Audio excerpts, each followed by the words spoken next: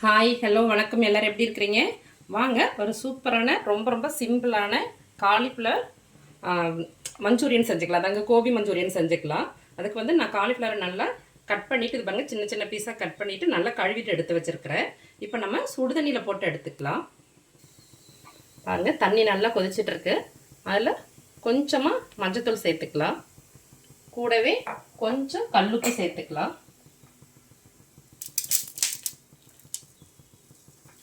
நல்லா கலந்து விட்டுக்கலாங்க.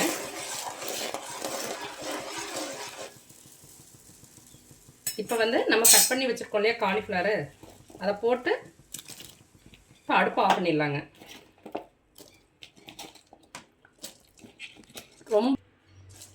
ரொம்ப வேக வச்சிடக்கூடாது. நான் அடுப்பு ஆஃப் பண்ணிவிட்டேன். நல்லா கலந்து விட்டுட்டு எடுத்துக்கலாம். நம்ம பூச்சி எதுவும் இல்லாமல் இருக்கிறதுக்காக தாங்க. ரொம்ப வெந்துருச்சுன்னா நம்ம பொரிக்கும் போது உடஞ்சிரும்.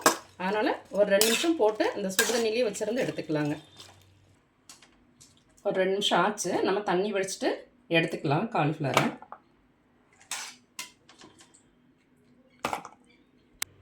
பாருங்கள், நம்ம லைட்டாக சுடுதண்ணியில் போட்டு எடுத்துட்டோம். பாருங்கள், மஞ்சத்தூள் எல்லாம் போட்டு நம்ம ஏற்கனவே உப்பு தண்ணியில் தான் கொதிக்க வச்சுருக்கோம். ஆனால் உப்பு சேர்க்கல. அதனால் பார்த்துட்டு கொஞ்சமாக சேர்த்துக்கலாம். இப்போ ஒரு 2 ஸ்பூனுக்கு நம்ம மைதா மாவு சேர்த்துக்கலாங்க. மைதா மாவில் கார்ன்ஃப்ளவர் சோள மாவு சேர்த்துக்கலாம். 2 ஸ்பூனு. ஒரு 3/4 ஸ்பூனு மைதா மாவு சேர்த்துக்கலாங்க. ஃபஸ்ட்டு 2 ஸ்பூனு நான் கார்ன்ஃப்ளவர் சேர்த்தேன். ஒரு 3/4 ஸ்பூனு மைதா மாவு சேர்த்துக்கலாம். ஒரு 1/2 ஸ்பூனு அரிசி மாவு சேர்த்துக்கிறேங்க. இது லைட்டாக கிறிஸ்பியாக இருக்கும்.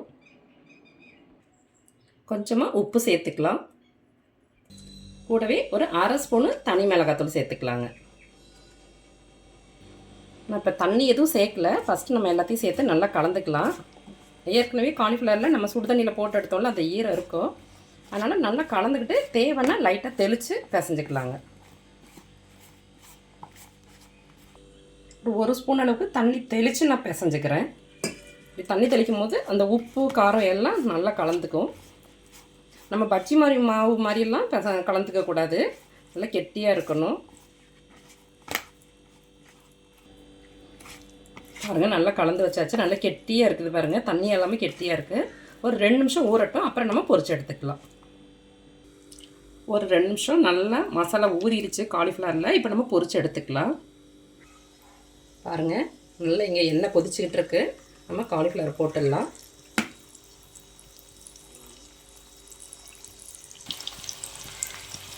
மீடியம் ஃப்ளேமில் வைக்கக்கூடாது. நல்லா ஹை ஃப்ளேமில் வச்சு பொரிச்சு எடுத்துக்கணும். அப்போ தான் எண்ணெய் கொத்துக்காமல் இருக்கும். நம்ம இப்போ பொரிச்சு எடுத்துக்கலாம். நல்லா பொன்னிறமாக பொரிய வேண்டியதில்லை. ஆனால் வெந்திருக்கணும். ஒரு 75% வெந்ததுன்னா போதும். நல்லா திருப்பி விட்டு வேக வச்சுக்கலாங்க. பாருங்கள், நல்லா ரெடி ஆகிடுச்சு, ஃப்ரை ஆகிடுச்சு. நம்ம இப்போ எடுத்துக்கலாம். நம்ம எல்லாமே பொரிச்சு எடுத்தாச்சுங்க. பாருங்கள், எல்லாத்தையும் சூப்பராக பொரிச்சு எடுத்தாச்சுங்க. நல்லா ஒரு 75 to 80% பொரிச்சு எடுத்துருக்கு. இப்போ நம்ம மசாலா ரெடி பண்ணிக்கலாம். வாங்க, மஞ்சூரியனுக்கு வந்து நம்ம மசாலா ரெடி பண்ணிக்கலாம். ஒரு கடாய் வச்சு நம்ம ஏற்கனவே பொரிச்சோம் இல்லையா, அந்த எண்ணெயிலேயே ஒரு கரண்டி ஊற்றிக்கலாம்.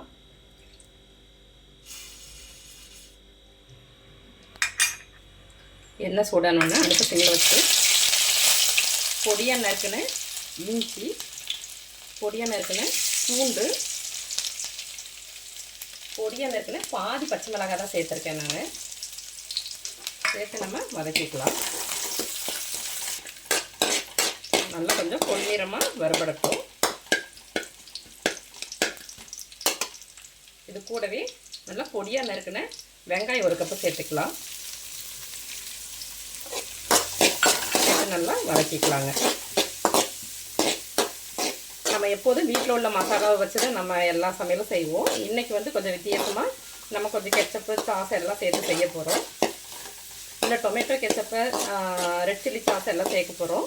அதெல்லாம் இல்லைன்னா நம்ம வீட்டிலையே ஒரு 2-3 காரத்துக்கு தகுந்த மாதிரி 2-3 காஞ்ச மிளகாயை நல்லா சுடுதண்ணியில் ஊற வச்சுட்டு நல்லா ஒரு 2-3 தக்காளி சுடுதண்ணியில் போட்டு வேக வச்சு லைட்டாக வேக வச்சு தோலை ஊற்றிட்டு ரெண்டையும் நல்லா மிக்சியில் நல்லா பேஸ்ட்டாக அரைச்சிட்டு கூட நம்ம சேர்த்துக்கலாம். இது கூட நல்லா வதங்கட்டும். வெங்காயம் நல்லா வதங்கிடுச்சு பாருங்கள். இந்தளவுக்கு வதங்கினா போதும். இப்போ வந்து நம்ம சாஸ் எல்லாம் சேர்த்துக்கலாம்.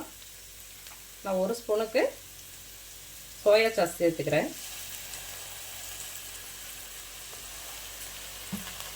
ஒரு ஸ்பூனு ரெட் சில்லி சாஸு. இது இல்லாட்டி நம்ம பேஸ்ட்டாக அரைச்சி கூட சேர்த்துக்கலாம். கொஞ்சமாக டொமேட்டோ கெச்சப்பு, ஒரு 1/4 ஸ்பூனுக்கு வினிகர் சேர்த்துக்கலாம். சேர்த்து நல்லா கலந்துக்கலாம்.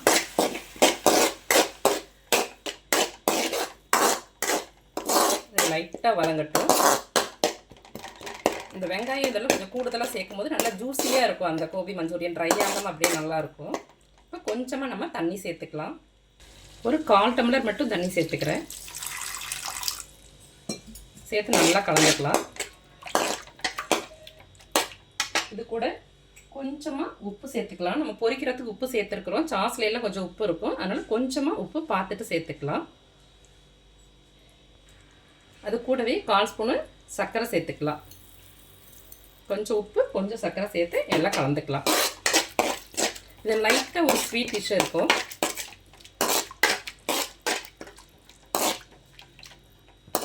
கொதிக்கட்டும். பாருங்கள் கொதிக்குது. நான் கொஞ்சம் நீல வாக்கில் இது மாதிரி குடமிளகாய் எடுத்து கட் பண்ணி வச்சுருக்கேன். நீங்கள் எந்த கலரில் வேணாலும் சேர்த்துக்கலாம். நான் ஒரு குடமிளகாய் எடுத்துருக்கிறேன். கூடவே நீல வாக்கில் கட் பண்ண வெங்காயமும் சேர்த்துக்கலாம். சேர்த்து வதக்கிட்டு நம்ம பொரிச்சு வச்ச காலிஃப்ளவரை சேர்த்துக்கலாம். சேர்த்து நல்லா வதக்கிக்கலாங்க. இந்த மசாலா எல்லாம் இதில் சேரணும். நல்லா ஜூஸியாக இருக்கும். நல்லா கொஞ்சம் தண்ணி சேர்த்துருக்குறோம் இல்லையா, அப்போ எல்லாமே கலந்து வந்துடும். அந்த உப்பு, இந்த புளிப்பு, அப்புறம் இந்த லைட்டான இனிப்பு டேஸ்ட்டு எல்லாம் கலந்து ரொம்ப நல்லாயிருக்கும்.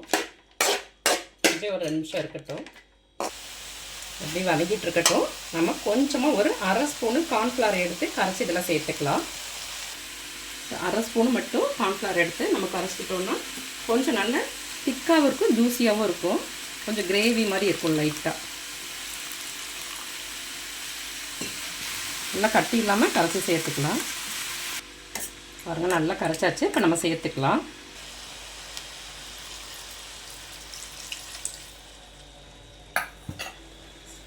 சேர்த்து நல்லா கலந்துக்கலாம். நான் சாஸெல்லாம் லைட்டாக தான் சேர்த்துருக்குறேன். சும்மா ஒரு ஃப்ளேவருக்காக தான் சேர்த்துருக்குறேன். நல்லா கலந்துக்கலாங்க. பாருங்கள் சூப்பராக ரெடி ஆகிடுச்சு. எல்லாம் சேர்ந்து நல்லா கலந்து வந்துடுச்சு. எல்லாம் ரெடி ஆகிடுச்சு. நம்ம கொஞ்சமாக மல்லிக்கீரை சேர்த்துக்கலாம். நீங்கள் வெங்காயத்தாள் இருந்ததுன்னா சேர்த்துக்கலாம். ஸ்ப்ரிங் ஆனியன் சொல்லுவோம் இல்லையா, வெங்காயத்தாள் இருந்ததுன்னா நீங்கள் சேர்த்துக்கலாம். எங்கிட்ட இல்லை, நான் அதனால கூடுதலாக மல்லிக்கீரை சேர்த்துக்கிறேன். சூப்பராக ரெடி ஆகிடுச்சு. இது நல்ல அந்த புலாவ், கீ ரைஸு, பிரியாணி எல்லாத்துக்குமே ரொம்ப நல்லாயிருக்கும். சும்மா ஸ்நாக்காக சாப்பிட ரொம்ப நல்லாயிருக்கும். இப்போ நம்ம எடுத்துக்கலாம். பாருங்கள் சூப்பரான ஒரு கோபி மஞ்சூரியன் ரெடி ஆயிடுச்சு. ரொம்ப ஈஸியானது. நம்ம சாஸெல்லாம் இல்லைன்னு வருத்தப்பட வேணாம். நம்ம வீட்டில் இருக்கிற தக்காளி, மிளகாய் அதை வச்சு அரைச்சி நம்ம சுகர் கொஞ்சம் வேணா கொஞ்சம் புளி கூட சேர்த்துக்கலாம். புளி இல்லாட்டியும் கூட நம்ம வினிகர் சேர்த்து அரைச்சோன்னா அந்த கரெக்டாக எல்லா டேஸ்ட்டும் நல்லா கலந்து வரும். இந்த கேப்சிகம் வெங்காயம்லாம் லைட்டாக வதங்கினா போதும், ரொம்ப வதக்க வேண்டாம். அப்போ சாப்பிடும்போது கொஞ்சம் க்ரன்ச்சியாக ரொம்ப நல்லாயிருக்கும்.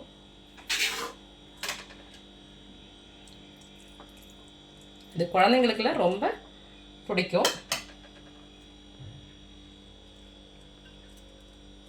சூப்பரான கோபி மஞ்சூரியன் ரெடி ஆயிடுச்சுங்க. நீங்களும் இது மாதிரி செஞ்சு சாப்பிட்டு ஆரோக்கியமாக இருங்க. Okay, bye, thank you.